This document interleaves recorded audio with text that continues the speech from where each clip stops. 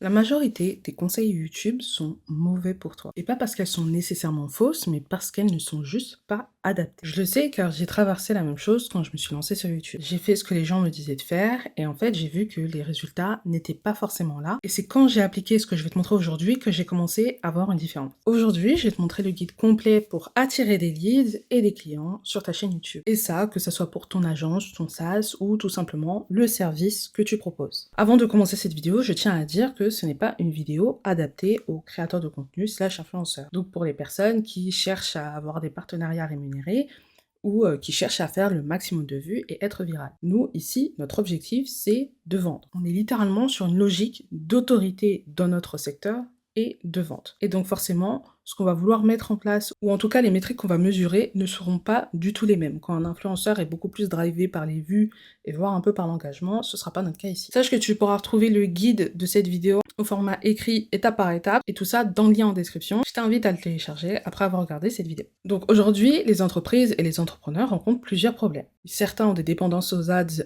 ou à l'outbound. Des entreprises ont des cycles de vente assez longs. Ils ont une différenciation qui est faible sur leur marché. Et enfin, pour la très très grande majorité, ils ont une communauté inexistante. Si vous êtes présent sur les réseaux sociaux, généralement vous êtes présent sur LinkedIn, surtout si vous êtes en B2B, et ou sur Instagram. En tout cas, vous êtes en général sur l'un des deux, si ce n'est pas les deux. C'est pas un problème en soi, mais c'est incomplet si on veut passer à un stade supérieur. Et pourquoi c'est incomplet? Parce qu'il est difficile de marquer les esprits. On poste, mais nos posts ont une durée de vie très courte, surtout sur LinkedIn.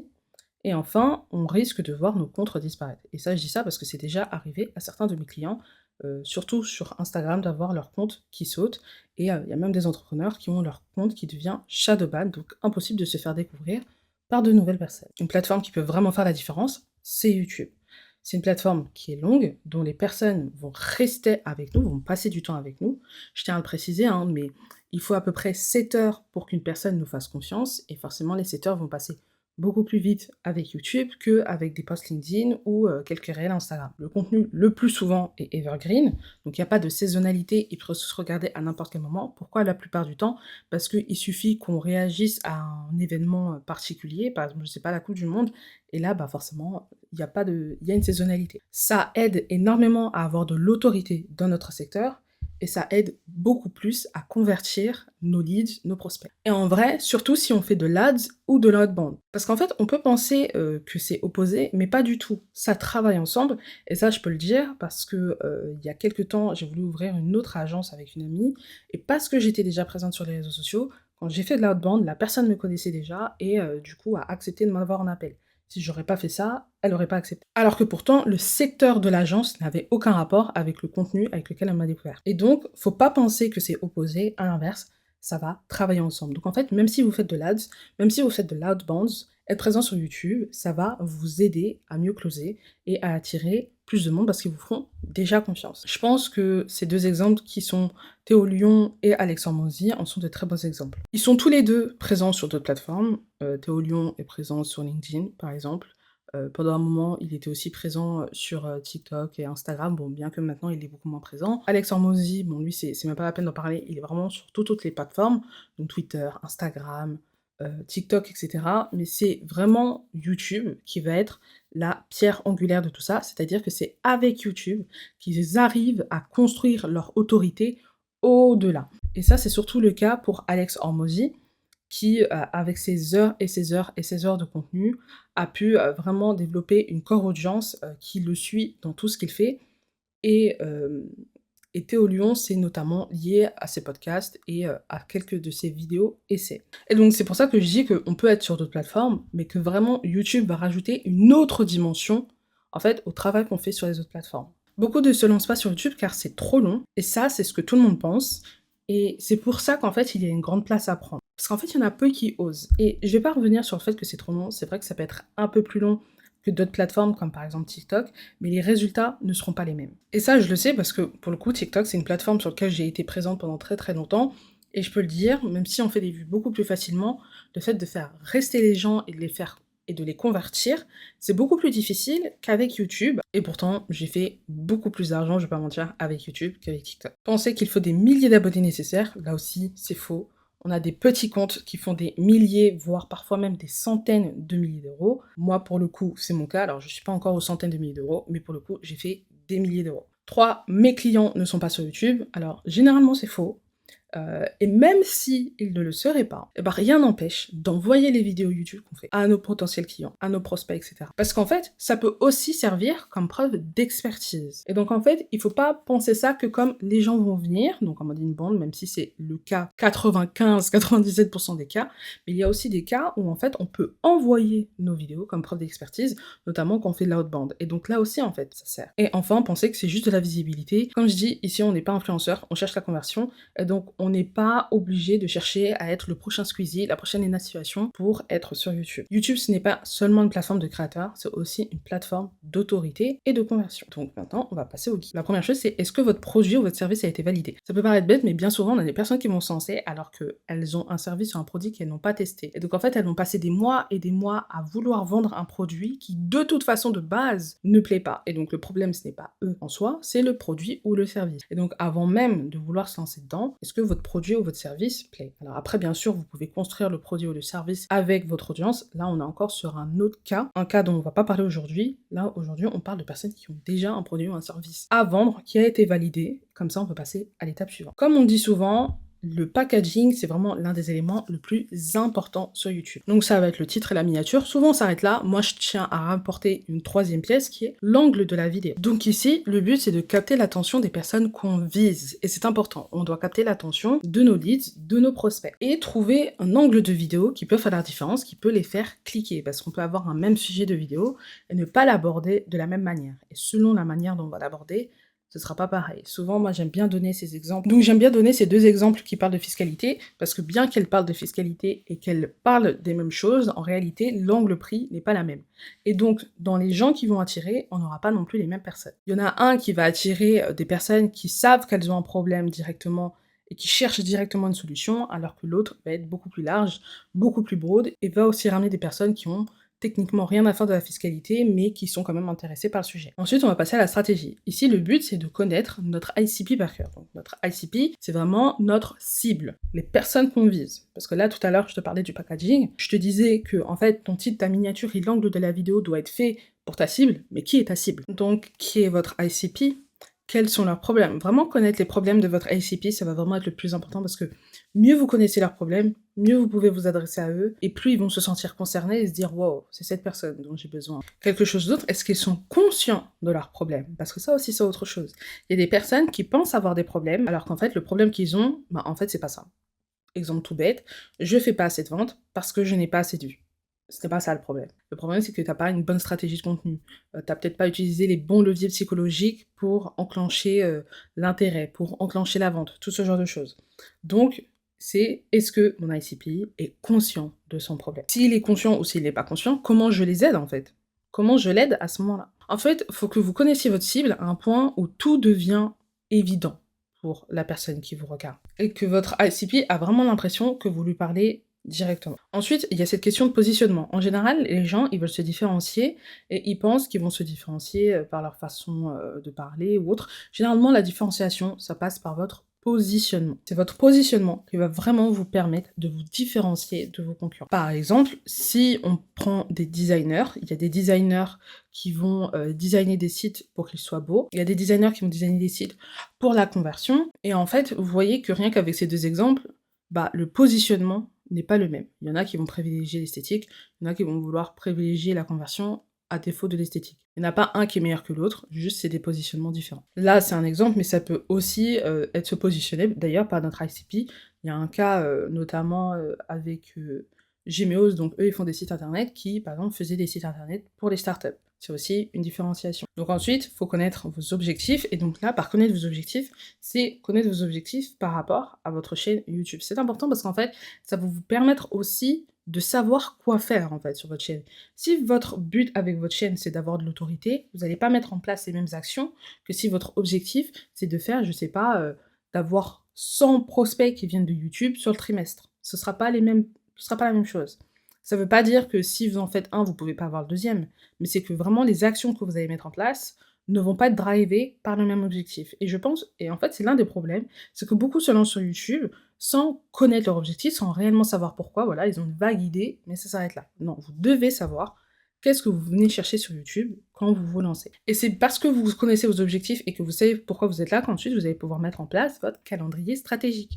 Et attention, je parle bien de calendrier stratégique et pas de calendrier éditorial. Calendrier stratégique, ça va vous permettre de vous dire à quel moment je fais quoi et pourquoi par rapport à mon objectif. Donc si, par exemple, mon objectif c'est d'avoir de la visibilité, mais que je viens de me lancer, ben par exemple, je vais peut-être me dire, je vais poster 3 vidéos par semaine, qui vont pour avoir pour objectif de parler de personnes qui sont connues ou d'événements d'actualité, parce que je sais que ça va me ramener des personnes. Mais par contre, ça va peut-être pas me ramener des prospects. Mais je le sais, mais parce que mon objectif, c'est la visibilité. Alors qu'à l'inverse, si vraiment mon objectif, c'est de construire de l'autorité, bah peut-être que je vais poster une vidéo par semaine, mais par contre que ça va être une vidéo où je vais essayer d'apporter un maximum de valeur, où j'ai envie d'apporter le maximum d'informations, et montrer que je sais de quoi je parle, etc., etc. C'est des exemples, encore une fois, mais c'est pour montrer qu'on ne va pas forcément mettre en place les mêmes actions selon nos objectifs, et notre calendrier stratégique, du coup, ne va pas être représenté de la même manière. Ensuite, une fois qu'on a ça, on va passer à la production et aussi à la direction créative. Maintenant qu'on sait qui on vise, pourquoi et comment, bah, faut produire. Donc déjà, avant toute chose, il y a aussi tout ce qui passe autour de l'écriture du script. L'écriture du script, c'est une phase qui est importante. Alors, il y en a qui vont pas vouloir écrire un script, ou du moins qui vont se faire des bullet points. Littéralement, ici, c'est ce que je fais. Ici, j'ai en gros des points, mais je n'ai pas un script de tout près, phrase par phrase. Mais il y a beaucoup de créateurs qui font ça, qui font vraiment phrase par phrase. Et en fait, la manière dont vous allez écrire votre script, la manière dont vous allez construire votre vidéo va être importante, parce que c'est ça aussi qui va non seulement construire la trame, hein, bien évidemment, mais qui va faire que potentiellement les gens vont rester ou pas jusqu'à la fin de la vidéo. Et ça va vous permettre aussi de potentiellement faire monter les tensions, etc. Vraiment, écrire un bon script, c'est hyper, hyper important pour garder les gens jusqu'à la fin. Comme j'ai écrit, ça peut littéralement faire flopper ou non une vidéo. Ensuite, on a la direction créative, donc des vidéos de la chaîne. Donc là, ici, on va avoir le visuel, le ton utilisé, le type de montage à faire, les couleurs, etc. Tout ce genre de choses, ça fait partie de la direction créative. Je parle pas de direction artistique. On n'est pas obligé de faire du spectaculaire, mais il faut avoir quand même quelque chose de cohérent. C'est ensuite ici qu'on va passer du calendrier stratégique au calendrier éditorial. Donc le calendrier éditorial, c'est quand vraiment on écrit ce dont on va parler, ce qu'on va faire, etc. Ensuite, enfin, on va parler de monétisation, car le souci, c'est que généralement, on s'arrête là. On va faire la stratégie, on va produire la vidéo, on va la poster, et puis voilà. Non, il y a aussi tout ce qu'on met en place derrière en back-end pour tout simplement attirer des leads, attirer des prospects et faire des ventes. Parce que là, on a fait un bon travail, mais pas assez. Comment on met en place ensuite un bon système derrière? Ben, tout ça, ça va dépendre de notre business, quel genre de choses on est à l'aise, etc. Donc par exemple, est-ce que je mets une VSL interne ou externe? Donc ça veut dire directement via la plateforme YouTube ou sur un site extérieur. Est-ce que je mets un lien directement de rendez-vous? Est-ce que je mets en place un freebie, une newsletter? Peu importe, un challenge. Il y a plein de manières dont on peut faire. En gros, quel tunnel de vente ensuite je mets en place directement via YouTube. Peu importe le système, il faut que ce soit adapté à notre typologie de client et à notre offre. Et surtout, le plus important, c'est qu'il faut le traquer. Il faut traquer ce qu'on met en place pour ensuite savoir si ça fonctionne ou pas et nous adapter. Il ne faut pas s'arrêter juste à YouTube. Donc par exemple, ici, j'ai mis des vidéos en exemple pour un UI UX designer. Donc ici, on aurait comment Apple nous rend accro, parce que Apple, c'est une société qui est connue pour son esthétique. Vraiment, c'est quelque chose de très important dans l'ADN de la marque. Donc ici, ce serait une vidéo dont l'objectif est la visibilité. Ensuite, de la fin de Windows Phone, si vous ne savez pas, il y avait Windows Phone, et Windows Phone avait une UI qui était tout simplement dégueulasse. Bah pareil, ici, ce serait l'inverse, en fait, d'Apple, et donc, pareil, objectif, visibilité. Ensuite, 3, comment ce site internet génère 100 000 € par mois, étude de cas. Donc là, ce sera plutôt pour mettre en avant notre expertise, et donc de mettre en gros comme solution dans cette vidéo que si le site internet arrive à générer 100 cas par mois, bah c'est grâce à lui et à l'UX. Ensuite, pourquoi tu as du mal à convertir tes clients? Là, on répond à un problème, hein, peut-être parce que tu as un UI et un UX design dégueulasse. Et enfin, les erreurs UI UX qui vous coûtent 30% de votre CA.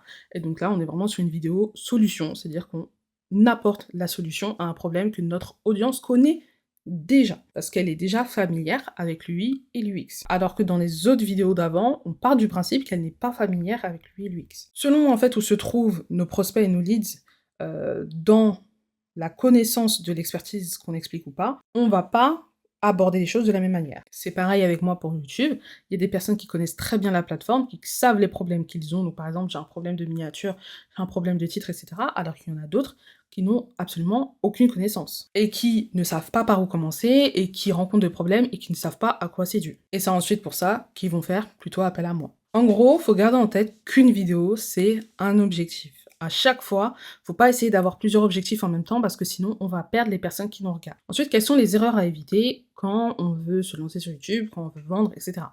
La première, c'est multiplier les sujets sans incohérence entre eux. À chaque fois, en fait, qu'on va faire ça, on va attirer des profils différents. Et donc, en fait, à chaque fois, YouTube va proposer nos vidéos à ces différentes personnes, sauf que une grande partie ne va pas cliquer. Et en fait, à terme, ça fait baisser tout simplement notre click-through rate, donc le nombre de personnes qui cliquent sur nos vidéos. Et YouTube va proposer nos vidéos à de moins en moins de personnes. Si, par exemple, vous faites une vidéo de sport pour X ou Y raison, si derrière vous faites une vidéo de mode qui n'a aucun rapport avec le sport, il y a très peu de chances que les gens cliquent. Surtout si ensuite, après, vous faites une vidéo d'horreur. Je pense que tu comprends là où je veux en venir. Faire attention aux vidéos qui deviennent virales. Est-ce que ça vous permet réellement d'atteindre votre objectif? Par exemple, enlève tes chaussures de Théo Lion. Il en avait fait une vidéo, il en avait fait un podcast, c'est très intéressant, où il disait que enlève tes chaussures, c'était les vidéos qui faisaient le plus de vues sur sa chaîne, mais qu'en fait, c'était les vidéos qui lui ramenaient le moins de business, et quand en fait il s'en est rendu compte, il a tout simplement décidé d'arrêter. Moi j'ai eu pareil sur ma chaîne, la vidéo avec le plus de vues, c'est la fin des influenceurs, sauf que malgré le fait que cette vidéo elle soit à presque 10 000 vues, c'est une vidéo qui ne m'a absolument rien ramené. Et donc, il faut comprendre ça, il faut faire attention aux vidéos qui deviennent virales. Est-ce que les vidéos que vous faites qui vous ont ramené de la visibilité, est-ce que vous ont aussi ramené du business? Oui, non. Sinon, généralement, c'est pas la peine d'en faire des vidéos. Et si vous regardez bien, je n'ai pas fait d'autres vidéos sur des influenceurs. Parce que c'était pas le but de cette chaîne. Faire attention au vanity metric. Donc le vanity metric ici, c'est tout ce qui est vu, tout ce qui est j'aime, etc. Donc ça rejoint un peu l'idée d'avant.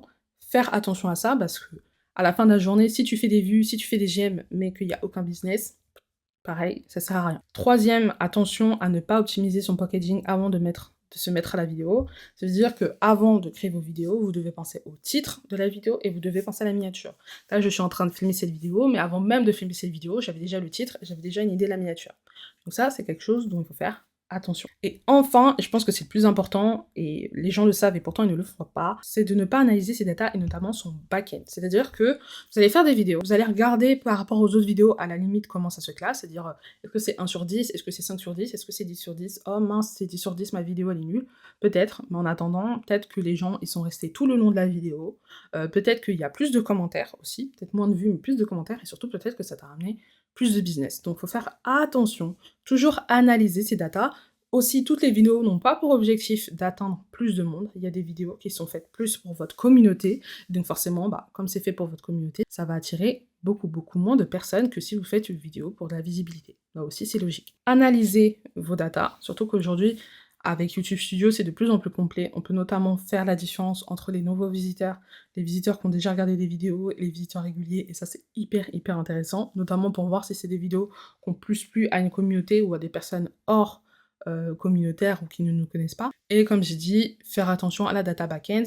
Donc si vous pouvez, c'est important quand même de voir le nombre de personnes qui, par exemple, ont cliqué sur votre lien, le nombre de personnes qui ont voulu s'inscrire à la newsletter, tout ce genre de choses, et c'est encore mieux si vous pouvez savoir de quelles vidéos proviennent les gens. Maintenant, on va pas se mentir, être sur YouTube, ce n'est pas facile, mais rien n'est facile. C'est une plateforme qui est peu comprise et qui pourtant peut avoir le meilleur retour sur investissement. Je rappelle, je parle de Alex Hormozy qui a fait un launch à plus de 100 millions. S'il en est arrivé là, au-delà de tout le travail qu'il a fourni, au niveau de sa présence sur social media, YouTube en est pour énormément. D'ailleurs, son live a été fait sur YouTube. Je vais pas être celle qui va dire que c'est facile, mais plutôt, je vais être celle qui vous dit que ça en vaut vraiment la peine. Par contre, ça peut être compliqué de savoir comment démarrer ou on ne sait pas trop sur quel pied danser. Ici, moi, mon objectif, c'est d'aider les entreprises et entrepreneurs à se développer sur YouTube. Et si tu as envie de développer un nouveau canal d'acquisition et d'autorité, je t'invite à prendre rendez-vous avec moi dans le lien en description. Au-delà de ça, j'espère que cette vidéo a pu t'aider et j'espère que ça a pu te faciliter dans ta création de contenu YouTube.